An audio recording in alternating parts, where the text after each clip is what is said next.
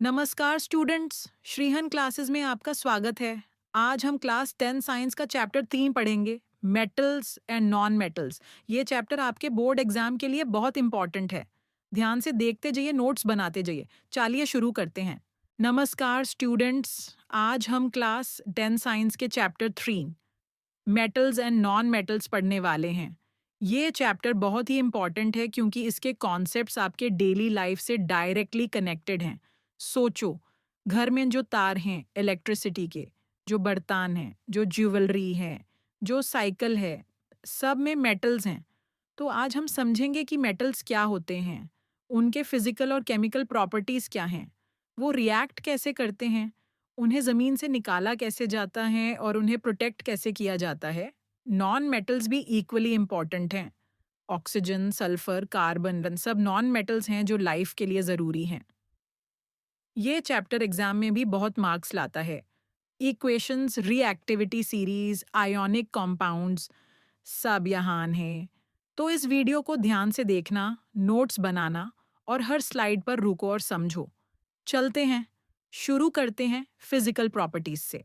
सबसे पहले बात करते हैं मेटल्स की फिजिकल प्रॉपर्टीज की। पहली प्रॉपर्टी है लस्ट्रे। जब हम किसी भी प्योर मेटल की सरफेस को सैंडपेपर से साफ करते हैं तो वो चमकने लगती है। इस चमक को ही मेटालिक लस्ट्र कहते हैं।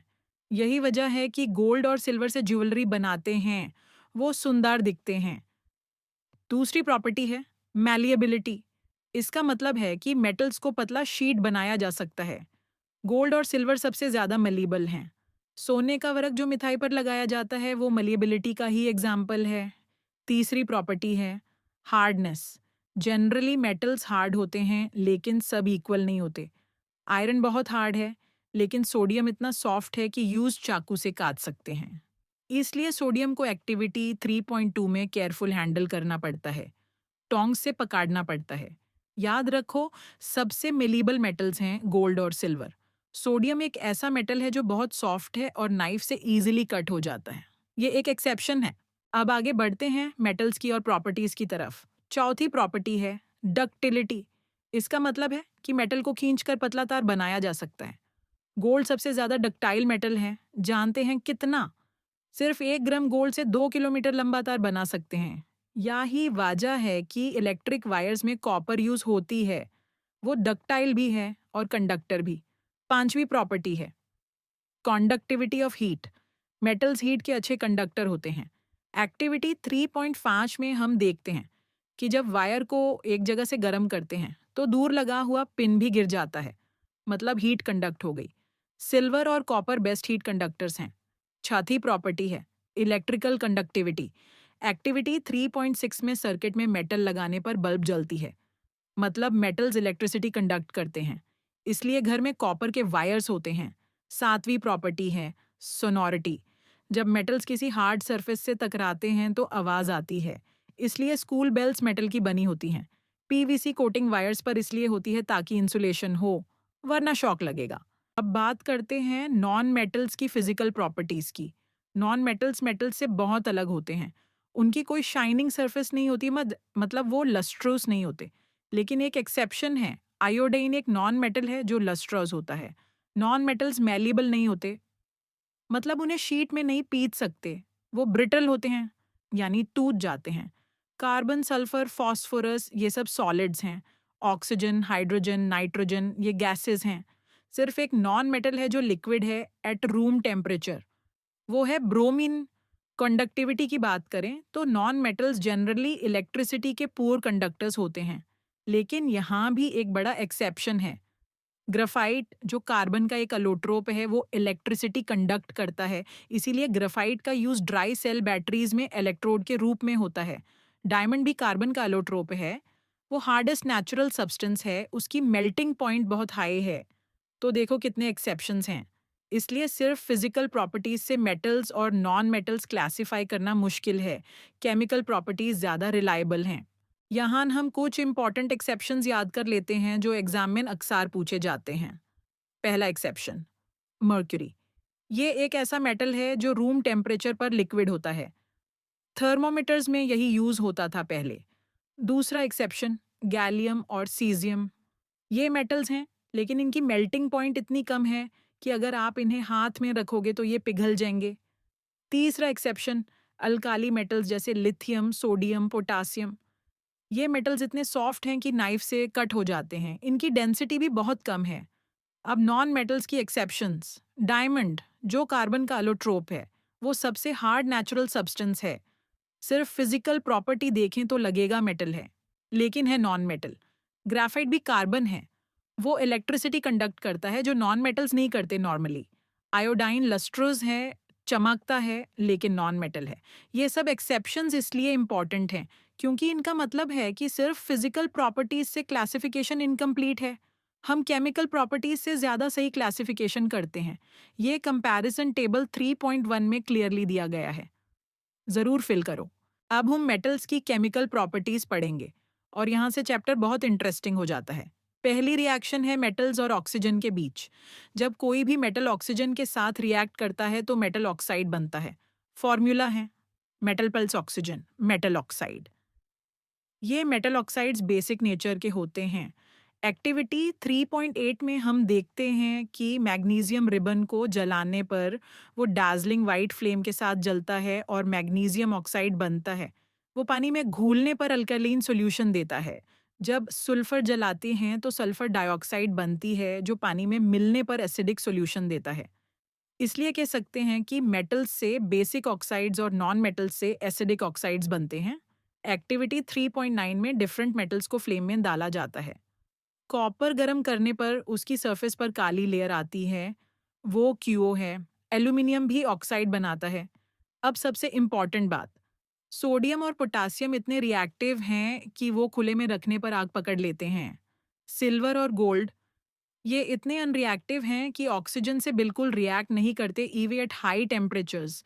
यही वजह है कि गोल्ड टार्निश नहीं होता।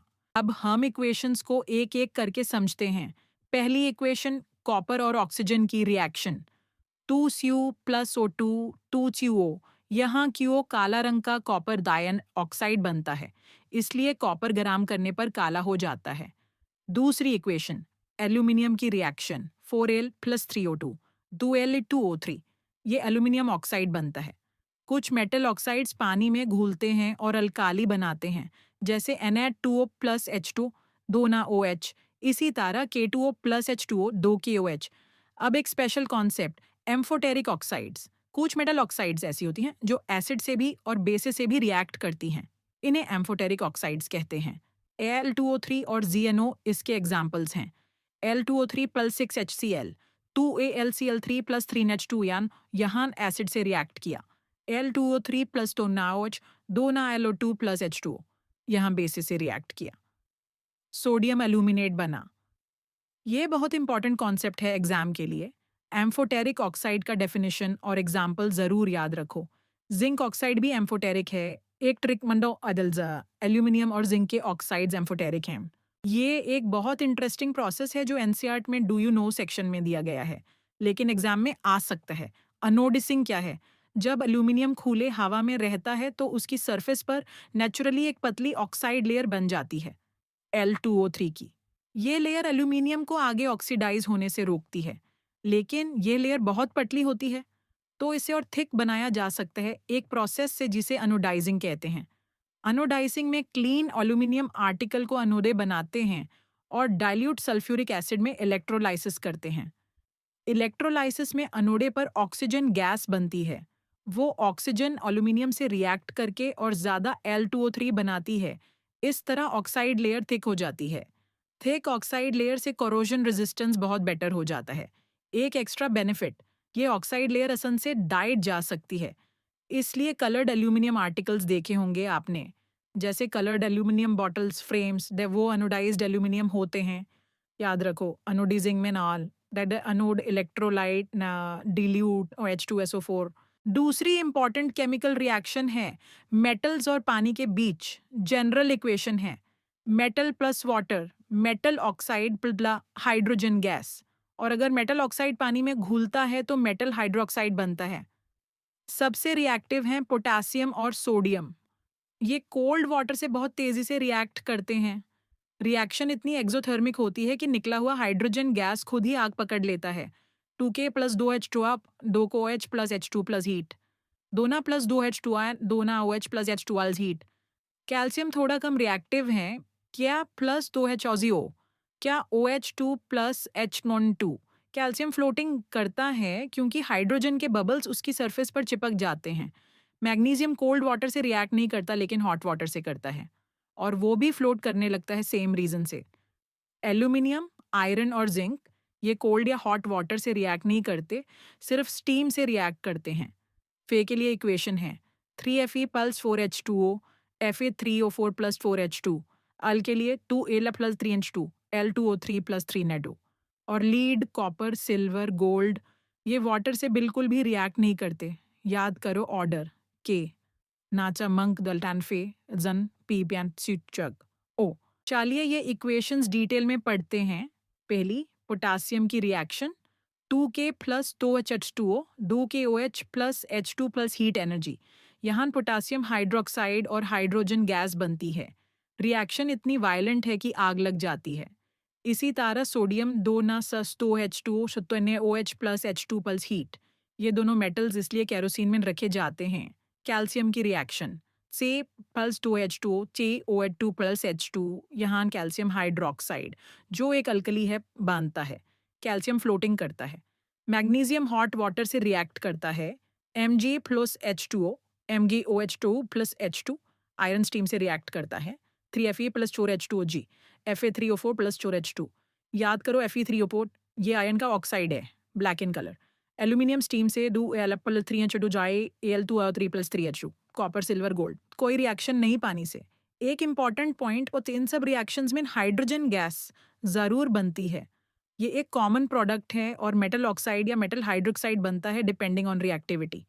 एग्जाम में इक्वेशंस लिखने प्रैक्टिस करो, स्पेशली आयरन एंड कैल्शियम की रिएक्शंस डाल।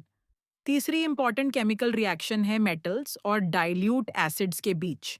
जनरल इक्वेशन याद करो, metal plus dilute acid, salt plus hydrogen gas. Activity 3.11 में हम डिफरेंट मेटल्स को डाइल्यूट हाइड्रोक्लोरिक एसिड में डालते हैं और देखते हैं कौन सा मेटल ज़्यादा तेज़ी से रिएक्ट करता है। बबल्स का मतलब हाइड्रोजन गैस निकाल रही है। सबसे ज़्यादा तेज़ी से रिएक्ट करता है मैग्नीशियम। इसका रिएक्शन सबसे ज़्यादा एक्सोथर्मिक भी होता है, यानी सबसे ज़्यादा हीट प्रोड्यूस होती है। फिर ऑर्डर है इमगेट अलादज़ॉड फेयर। कॉपर के साथ कोई रिएक्शन नहीं होती, ना बबल्स ना टेम्परेचर चेंज। एक बहुत इंपॉर्टेंट एक्सेप्शन यहाँ है, निट्रिक एसिड HNO3 के साथ हाइड्रोजन गैस नहीं बनती, क्योंकि HNO3 एक स्ट्रॉन्ग ऑक्सीडाइजिंग एजेंट है। वो प्रोड्यूस होने वाले H2 को ऑक्सीडाइज करके पानी बना देता है। इसी प्रोसेस में HNO3 खुद रिड्यूस होकर N2O या NO2 बनाता है। लेकिन एक exception to this exception, magnesium और मंगानीज बहुत डिल्यूट HNO3 से रिएक्ट करके H2 गैस निकालते हैं। ये दो चीज़ें एग्जाम में अक्सर पूछी जाती हैं, नो H2 विद HNO3 और अक्वारेजिया। ये एक बहुत फैसिनेटिंग कॉन्सेप्ट है। अक्वारेजिया अक्वारेजिया का मतलब लैटिन में है बिसो रॉयल वाटर, क्योंकि ये गोल्ड और प्लैटिनम जैसे नोबल मेटल्स को डिसॉल्व कर सकता है जो कोई भी एसिड अकेले नहीं कर सकता। अक्वारेजिया एक मिक्सचर है ना, कॉन्सेंट्रेटेड हाइड्रोक्लोरिक एसिड और कॉन्सेंट्रेटेड नाइट्रिक एसिड का रेशियो में 3.1, यानी 3 पार्ट HCl और 1 पार्ट HNO3। ये फ्रेशली प्रिपेयर्ड किया जाता है क्योंकि ये स्टोर नहीं होता। बहुत अनस्टेबल मिक्सचर है। ये बहुत कोरोसिव लिक्विड है जिसमें से फ्यूम्स निकालते हैं। इसका काम है गोल्ड और प्लैटिनम को डिसॉल्व करना, जो कि एक्टिविटी सीरीज में सबसे नीचे हैं, मतलब सबसे कम रिएक्टिव। नॉर्मली गोल्ड रिएक्ट नहीं करता किसी एसिड से, लेकिन एक्वारेजिया में HCl और HNO3 मिलकर एक ऐसा एनवायरनमेंट बनाते हैं कि गोल्ड भी डिसॉल्व हो जाता है।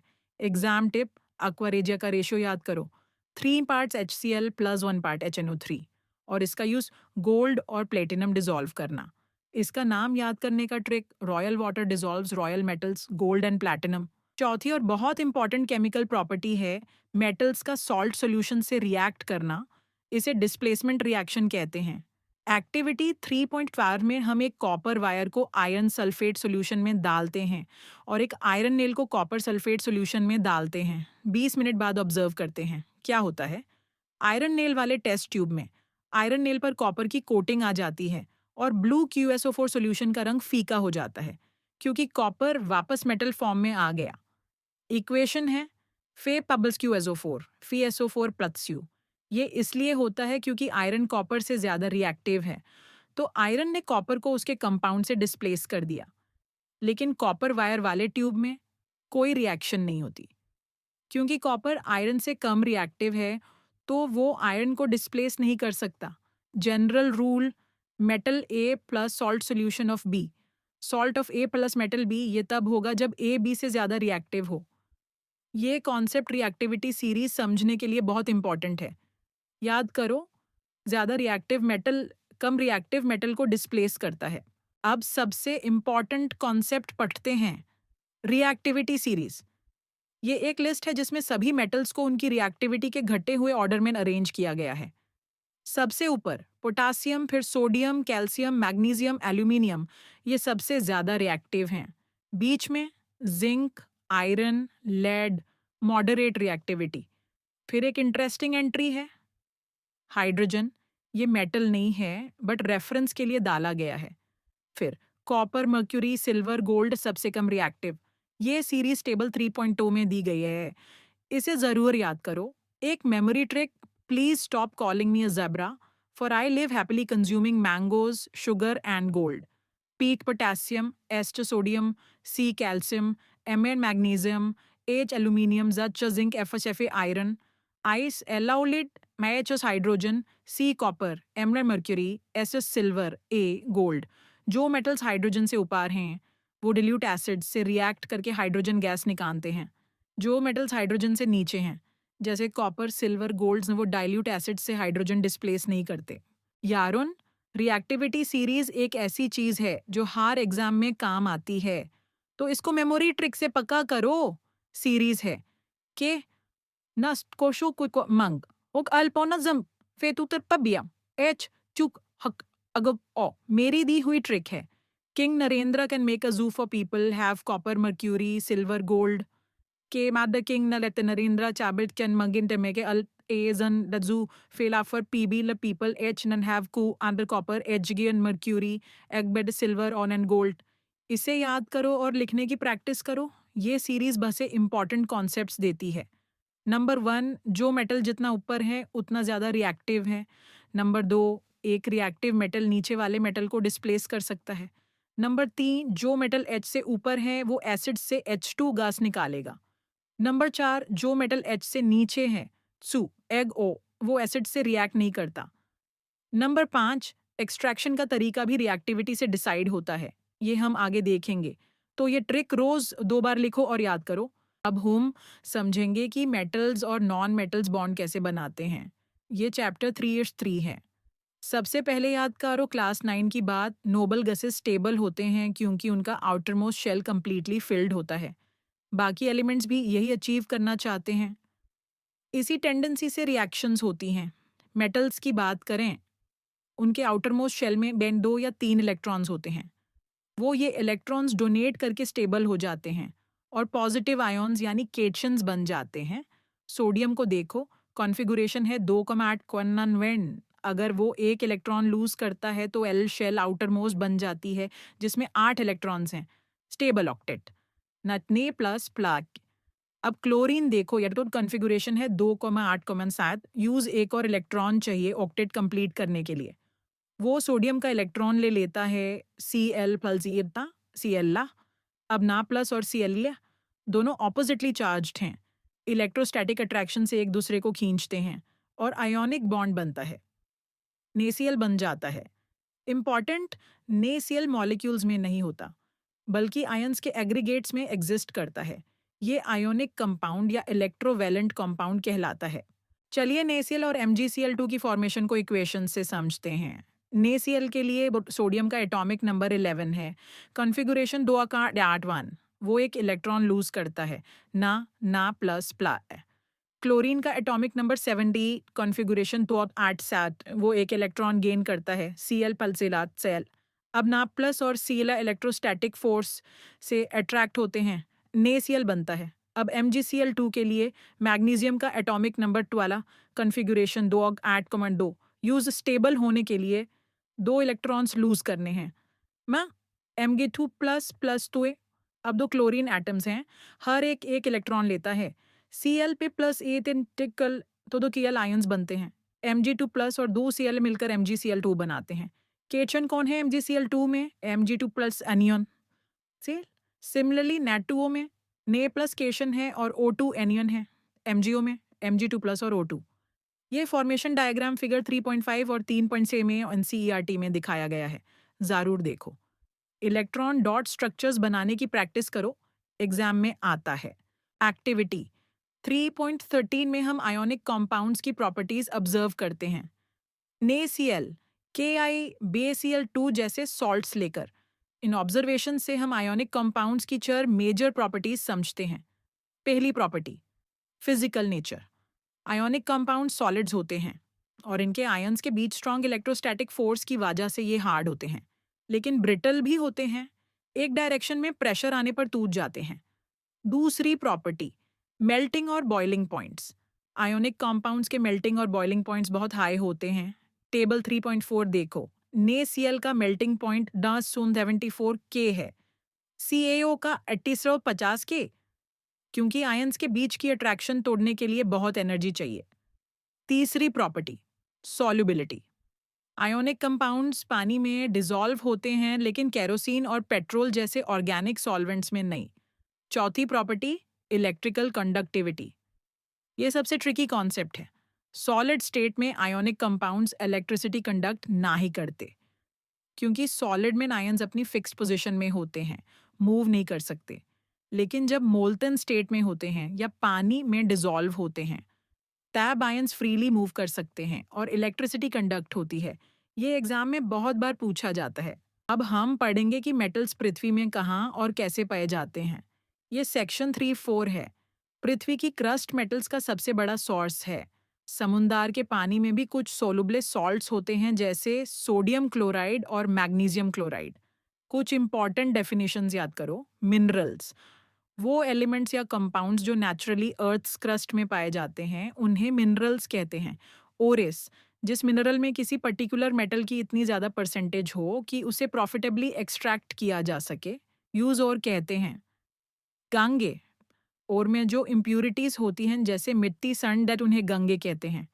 एक इम्पॉर्टेंट डिस्टिंक्शन, हर मिनरल और नहीं होता, लेकिन हर और मिनरल ज़रूर होता है। एग्जाम्पल, एल्यूमिनियम बहुत सारी जगह पाया जाता है, लेकिन सिर्फ बॉक्साइट से कमर्शियली एक्सट्रैक्ट करना प्रॉफिटेबल है, तो बॉक्साइट एल्यूमिनियम का ओरे है। मेटल्स की रिएक्टिविटी से उनके ऑक्योरेंस का भी रिलेशन है।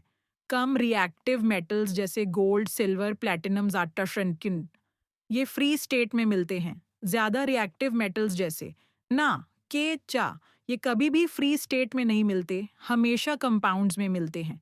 मिडल रिएक्टिविटी वाले जैसे फे, जन, ऑक्साइड्स, सल्फाइड्स या कार्बोनेट्स के फॉर्म में मिलते हैं। मेटल्स को उनके ओरेस से निकालने की प्रोसेस को मेटलर्जी कहते हैं। फिगर 3.9 और 3.10 एनसीईआरटी में इस पूरे प्रोसेस का समरी देते हैं।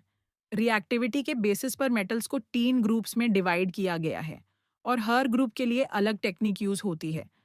पहला ग्रुप, लो रिएक्टिविटी मेटल्स जैसे गोल्ड, सिल्वर, प्लैटिनम, ये नेटिव या फ्री स्टेट में मिलते हैं, इन्हें सिर्फ साफ करना पड़ता है।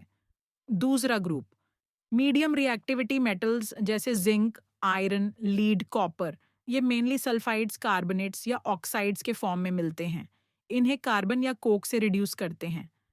तीसरा ग्रुप, हाई रिएक्टिविटी मेटल्स जैसे sodium, potassium, calcium, magnesium, aluminium, ये इतने रिएक्टिव हैं कि कार्बन से रिड्यूस नहीं होते, इन्हें इलेक्ट्रोलाइसिस से निकालते हैं। ऑक्सीजन पृथ्वी में बहुत अबंडेंट और रिएक्टिव एलिमेंट है, इसलिए ज़्यादा ओरेस ऑक्साइड्स होते हैं। एक्सट्रैक्शन के मेन स्टेप्स हैं। स्टेप 1, ओरे का एनरिचमेंट, गांगे हटाना।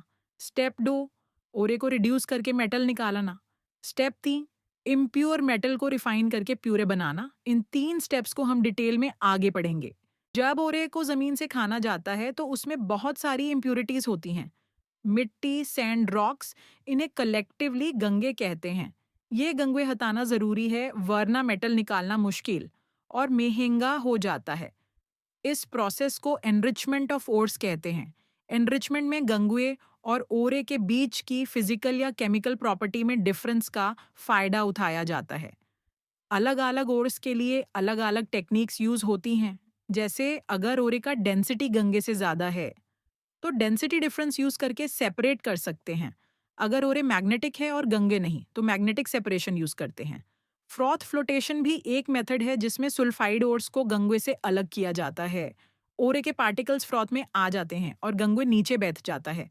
एनरिचमेंट के बाद जो प्राप्त होता है यूज कॉन्सेंट्रेटेड ओर या ड्रेस्ड ओर कहते हैं। ये स्टेप बहुत इंपॉर्टेंट है क्योंकि बिना एनरिचमेंट के एक टोने ओरे से बहुत कम मेटल मिलेगा और प्रोसेस बहुत कॉस्टली हो जाएगी। क्लास 10 में एनरिचमेंट का नाम आना ज़रूरी है। एग्जैक्ट मेथड्स एडवांस्ड केमिस्ट्री में पढ़ते हैं। अब हम एक्सट्रैक्शन के तरीकों को रिएक्टिविटी ग्रुप्स के हिसाब से पढ़ेंगे। पहला ग्रुप लो रिएक्टिविटी मेटल्स जैसे मर्क्यूरी और कॉपर। मर्क्यूरी का ओरे सिन नंबर है HgS। जब HgS को हवा में गरम करते हैं तो पहले मर्क्यूरिक ऑक्साइड HDO बनता है। 2HgS plus 3O2 2H1DO plus 2SO2। फिर HGO को और गर्म करते हैं तो वो रिड्यूस होकर क्या बनता है 2H2 यहाँ कोई रिड्यूसिंग एजेंट नहीं लगता, सिर्फ हीट से ही मेटल मिल गया। क्योंकि मर्क्यूरी इतना कम रिएक्टिव है मां कि उसकी ऑक्साइड इजीली डिकम्पोज हो जाती है। इसी तरह कॉपर का ओरे Cu2S है। इससे हीट करते हैं 2Cu2S plus 3O2 2CO2Ri plus 2SO2। फिर Cu2 और Cu2S को साथ गरम करते हैं 2Cu2 6 प्लस SO2। इसलिए कहा जाता है कि लो रिएक्टिविटी मेटल्स के लिए सिर्फ हीटिंग सफिशिएंट है, एक्सपेंसिव इलेक्ट्रोलिसिस की ज़रूरत नहीं। ये मेटल्स इकोनॉमिकली बहुत वैल्यूएबल हैं और ह्यूमन सिविलाइजेशन में बहुत पहले से यूज़ होते आ रहे हैं। कॉपर एज, ब्रॉन्ज एज सब इसी की वजह से। मिडल एक्टिविटी सीरीज के metals zinc, iron, lead, copper ये मेनली सल्फाइड्स या कार्बोनेट्स के फॉर्म में मिलते हैं।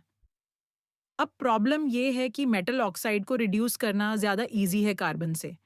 सल्फाइड या कार्बोनेट को डायरेक्टली रिड्यूस करना मुश्किल है, तो पहले उन ओरेस को ऑक्साइड में कन्वर्ट करते हैं। दो प्रोसेसेस यूज होती हैं।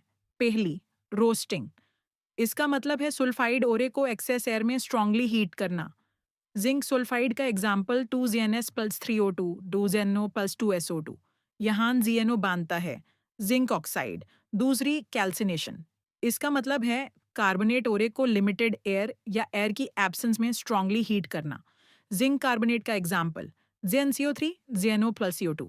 यहाँ भी ZnO बनता है। दोनों प्रोसेसेस का रिजल्ट सेम है। मेटल ऑक्साइड रोस्टिंग बेट जय एक्सेस एयर पुचे सल्फाइड ओर।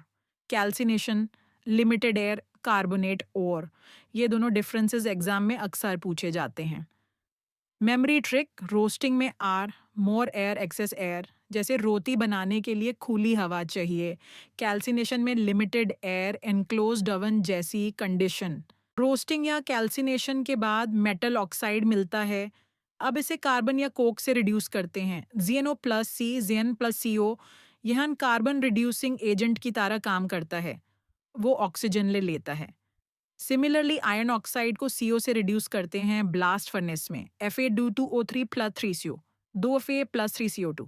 लेकिन कुछ मेटल ऑक्साइड्स कार्बन से रिड्यूस से नहीं हो सकते। जैसे एल्यूमिनियम ऑक्साइड को कार्बन से रिड्यूस करना मुश्किल है क्योंकि यह बहुत रिएक्टिव है। अब एक बहुत interesting reaction, thermite reaction. Fa2O3 plus 2L L2O3 plus 2Fe। यहाँ एल्यूमिनियम आयरन ऑक्साइड को रिड्यूस करता है क्योंकि L Fe से ज़्यादा रिएक्टिव है, तो एल ने फे को डिस्प्लेस किया। इस रिएक्शन में इतनी ज़्यादा हीट और लाइट प्रोड्यूस होती है कि ये स्पार्क्स के साथ होती है। ये रिएक्शन एक तरह का डिस्प्लेसमेंट रिएक्शन ही है। इसका प्रैक्टिकल यूज़ रेलवे ट्रैक्स की वेल्डिंग में। जब ट्रैक्स तोड़ने के बाद जोड़ना होता है तो थर्माइट मिक्सचर यूज़ किया जाता है। उसकी इतनी हाई हीट होती है कि मेटल मेल्ट होकर वेल्ड हो जाता है। ये ज़रूरी कॉन्सेप्ट है, थर्माइट रिएक्शन का यूज़ याद करो। हाई रिएक्टिविटी मेटल्स नाद के चा मेमजीऑल ये कार्बन से रिड्यूस नहीं हो सकते क्योंकि कार्बन इनसे कम रिएक्टिव है। कार्बन इन मेटल्स को डिस्प्लेस नहीं कर सकता, तो इनके लिए यूज करते हैं इलेक्ट्रोलाइसिस। इलेक्ट्रोलाइसिस में करंट पास करते हैं और आयोन्स को इलेक्ट्रोड्स पर डिपॉजिट कराते हैं। सोडियम निकालते हैं NaCl के मोल्टन फॉर्म में इलेक्ट्रोलिसिस से। कैथोड पर ना और अनोडे पर Cl2 गैस मिलती है। एल्यूमिनियम निकालना भी इलेक्ट्रोलिसिस से होता है, लेकिन डायरेक्टली Al2O3 की इलेक्ट्रोलाइसिस मुश्किल है क्योंकि Al2O3 का मेल्टिंग पॉइंट बहुत हाई है। इसलिए एक स्पेशल प्रोसेस यूज होती है जिसमें Al2O3 को क्रायोलाइट में डिसॉल्व करके मोल्टन मिक्सचर बनाते हैं, फिर इलेक्ट्रोलाइसिस करते हैं। इस प्रोसेस का नाम हॉल हेरोल्ड प्रोसेस है, जो क्लास 10 में नाम जानना काफ़ी है। इलेक्ट्रोलाइसिस महंगा प्रोसेस है क्योंकि इलेक्ट्रिसिटी का यूज होता है, लेकिन इन मेटल्स को निकालने का और कोई तरीका नहीं। मैग्नीशियम को भी इलेक्ट्रोलाइसिस से निकालते हैं। एक लाइन में याद रखो, लो reactivity, just heat, medium non carbon reduction, high reactivity not electrolysis. जब मेटल ओरे से एक्सट्रैक्ट होता है तब वो प्योर नहीं होता, उसमें थोड़ी इम्प्यूरिटीज होती हैं। इस इम्प्योर मेटल को क्रूड मेटल कहते हैं। प्योर मेटल पाने के लिए रिफाइनिंग की जाती है। सबसे वाइडली यूज्ड मेथड है इलेक्ट्रोलिटिक रिफाइनिंग। इसमें कैसे होता है ना, इम्प्योर मेटल की बड़ी प्लेट वो अनोदे बन जाती है, प्योर मेटल की छोटी स्ट्रिप वो कैथोड बन जाती है। इलेक्ट्रोलाइट मेटल के सॉल्ट का सॉल्यूशन होता है। जब करंट पास करते हैं, अनोदे से इम्प्योर मेटल के आयंस डिसॉल्व होते हैं सॉल्यूशन में और कैथोड पर प्योर मेटल डिपॉजिट होता जाता है। इम्प्योरिटीज क्या होती हैं? वो अनोडे मड या अनोडे स्लज में बैठ जाती हैं, अनोड के नीचे। अनोडे स्लज में अक्सर वैल्यूएबल मेटल्स भी होते हैं जैसे गोल्ड, सिल्वर, उन्हें भी रिकवर करते हैं। कॉपर की इलेक्ट्रोलिटिक रिफाइनिंग में इम्प्योर चू वी अनोड, प्योर क्यू मैटियन कैथोड, QSO4 सॉल्यूशन, टेट इलेक्ट्रोलाइट। कैथोड पर क्यू डिपॉजिट होता जाता है और वो प्योर होता है। एल्यूमिनियम, जिंक, सिल्वर, सबकी इलेक्ट्रोलिटिक रिफाइनिंग सिमिलर वे में होती है। ये कॉन्सेप्ट एनसीईआरटी में क्लियरली दिया गया है और एग्जाम में डायग्राम के साथ पूछा जाता है। नहीं, अब पढ़ते हैं एक बहुत प्रैक्टिकल टॉपिक, करोशन। करोशन क्या है? जब मेटल अपने एनवायरनमेंट के साथ रिएक्ट करता है, दैट ऑक्सीजन, पानी, एसिड से, और धीरे धीरे डिटीरियरेट होने लगता है, तो इसे करोजन कहते हैं। सबसे कॉमन एग्जाम्पल है आयरन का रस्ट लगाना। जब आयरन ऑक्सीजन और वाटर के साथ रिएक्ट करता है तो एक ब्राउनिश रेड लेयर बनती है। ये रस्ट है जिसका केमिकल फॉर्मूला है Fe2O3.XH2, यानी हाइड्रेटेड आयरन ऑक्साइड। ये रस्ट खोखली होती है, आयरन को प्रोटेक्ट नहीं करती, उलसाता और ज़्यादा आयरन को एक्सपोज करती है और कोरोशन आगे बढ़ता रहता है। दूसरा एग्जाम्पल, सिल्वर का तरनिश होना। सिल्वर आपने देखा होगा कि कुछ टाइम बाद काला हो जाता है। ये इसलिए होता है कि सिल्वर सरफेस पर सिल्वर सल्फाइड Ag2Os की लेयर बनती है। तीसरा एग्जाम्पल, कॉपर का हरा होना। पुरानी बिल्डिंग्स की कॉपर की छत या स्टैच्यूज पर ग्रीन लेयर आ जाती है। ये बेसिक कॉपर कार्बोनेट होती है। कोट 2 Q3, कोरोशन से बहुत बड़ा इकोनॉमिक लॉस होता है। मशीन्स, ब्रिजेस, शिप्स सब कोरोशन से खराब होते हैं। इसलिए कोरोजन प्रिवेंशन बहुत इंपॉर्टेंट है। कोरोशन रोकने के लिए कई मेथड्स यूज किए जाते हैं। चलिए इन्हें पढ़ते हैं। पहला मेथड, पेंटिंग। आयरन की सरफेस पर पेंट लगाने से ऑक्सीजन और मॉइस्चर कांटेक्ट नहीं कर पाते, रस्ट नहीं लगता, इसलिए साइकिल, गेट, ग्रिल्स पर पेंट लगाते हैं। दूसरा मेथड, ऑयलिंग या ग्रीसिंग। मशीन्स और टूल्स पर ऑयल लगाने से भी सिमिलर बैरियर बनता है। तीसरा और बहुत इंपॉर्टेंट मेथड, गैल्वनाइजेशन। इसमें आयरन या स्टील की सरफेस पर जिंक की थिन कोटिंग की जाती है। जिंक आयरन से ज़्यादा रिएक्टिव है, तो जिंक पहले ऑक्सीडाइज होता है और एक प्रोटेक्टिव लेयर बनाता है जो आयरन को प्रोटेक्ट करती है। Galvanised iron buckets, pipes, roofing sheets common examples हैं। चौथा मेथड, टिन प्लेटिंग और क्रोम प्लेटिंग। टिन कन्स में फूड रखते हैं। टिन की कोटिंग आयरन को प्रोटेक्ट करती है। क्रोम प्लेटिंग कार के पार्ट्स पर होती है। पांचवा, एलॉइंग। जब दो या ज़्यादा मेटल्स मिलाते हैं तो अलॉय बनता है जो अकेले मेटल से बेटर प्रॉपर्टीज रखता है। स्टेनलेस स्टील, आयरन और कार्बन और क्रोमियम का अलॉय, रस्ट नहीं लगता। छठा, इलेक्ट्रोप्लेटिंग। इसमें इलेक्ट्रोलाइसिस से एक मेटल की थिन लेयर दूसरे मेटल पर कोट की जाती है। याद रखो, गैल्वनाइजेशन का मतलब zinc coating on iron. Alloys बहुत इंपॉर्टेंट टॉपिक है, चलिए समझते हैं। अलॉय क्या है? जब दो या ज़्यादा मेटल्स को या किसी मेटल और नॉन मेटल को मिलाया जाता है तो जो होमोजीनियस मिक्सचर बनता है, यूज अलॉय कहते हैं। अलॉयज बनाने का क्या फ़ायदा है? अलॉय की प्रॉपर्टीज अकेले मेटल से बेटर होती हैं। ज़्यादा स्ट्रॉन्ग, ज़्यादा कोरोजन रेजिस्टेंट और बेहतर इलेक्ट्रिकल या थर्मल प्रॉपर्टीज़। कुछ इंपॉर्टेंट अलॉयज याद करो। Steel, iron pulse carbon. Pure iron बहुत सॉफ्ट होता है और इजीली रस्ट्स। कार्बन मिलेन से हार्ड और स्ट्रॉन्ग हो जाता है। Stainless steel, iron plus carbon plus chromium plus nickel, rust बिल्कुल नहीं लगता। Kitchen utensils, surgical instruments, brass copper plus zinc, musical instruments, locks, taps में यूज होता है। Attractive yellow colour. Bronze, copper plus tin, statues, coins, bells में use होता है। Solder, lead plus tin, इसका मेल्टिंग पॉइंट बहुत लो है, इसलिए इलेक्ट्रॉनिक सर्किट्स में वायर्स जॉइन करने के लिए यूज होता है। गोल्ड वाला इंपॉर्टेंट पॉइंट, प्योर गोल्ड यानी 24 कैरेट गोल्ड बहुत सॉफ्ट होता है। ज्वेलरी के लिए सिल्वर या कॉपर मिलाया जाता है ताकि हार्ड हो जाए। एक और अमालगम, मर्क्यूरी किसी और मेटल के साथ मिलता है, जैसे डेंटल फिलिंग में। चलिए टेबल 3.3 को समझते हैं, जिसमें एलिमेंट्स की इलेक्ट्रॉनिक कॉन्फ़िगरेशन दी गई है। ये टेबल बहुत ज़रूरी है। इसे समझो कि मेटल्स और नॉन मेटल्स रिएक्ट क्यों करते हैं। नोबल गैसेस, हीलियम 2 नाइट, नियॉन 2 नाइट, अर्गोन डाइऑक्साइड, इनके outer most shells completely filled हैं, इसलिए ये स्टेबल हैं और रिएक्ट नहीं करते। अब मेटल्स देखो। सोडियम 2,8,1, एक इलेक्ट्रॉन आउटर मोस्ट में। Magnesium 2,8,2, 2 electrons. Aluminium 2,8,3, 3 electrons. इन मेटल्स के पास आउटर मोस्ट शेल में कम इलेक्ट्रॉन्स हैं, तो ये इलेक्ट्रॉन्स लूज करना प्रेफर करते हैं और पॉजिटिव आयॉन्स यानी कैटयंस बन जाते हैं। इसलिए मेटल्स को इलेक्ट्रोपॉजिटिव कहते हैं। नॉन मेटल्स देखो, नाइट्रोजन 2 5, ऑक्सीजन 2/6, फ्लोरीन 2/7, क्लोरीन 2 8,7। इनके आउटर मोस्ट शेल में 5, 6 या 7 इलेक्ट्रॉन्स हैं। ऑक्टेट कंप्लीट करने के लिए 3, 2 या 1 इलेक्ट्रॉन चाहिए, तो ये इलेक्ट्रॉन्स गेन करते हैं। नेगेटिव आयॉन्स यानी आनियंस बनते हैं, इसलिए नॉन मेटल्स को इलेक्ट्रोनेगेटिव कहते हैं। यही फंडामेंटल वजह है कि मेटल्स और नॉन मेटल्स रिएक्ट करके आयोनिक कंपाउंड्स बनाते हैं। मेटल्स इलेक्ट्रॉन्स देते हैं, नॉन मेटल्स लेते हैं। चैप्टर 3 कंप्लीट हो गया। अगर ये वीडियो हेल्पफुल लगा तो लाइक ज़रूर करो, चैनल को सब्सक्राइब करो और बेल आइकॉन दबाओ ताकि अगले चैप्टर की नोटिफिकेशन मिले। अपने डाउट्स कमेंट में लिखना, हम ज़रूर जवाब देंगे। श्रीहन क्लासेस के साथ पढ़ते रहो, learn smart, score high, shine bright.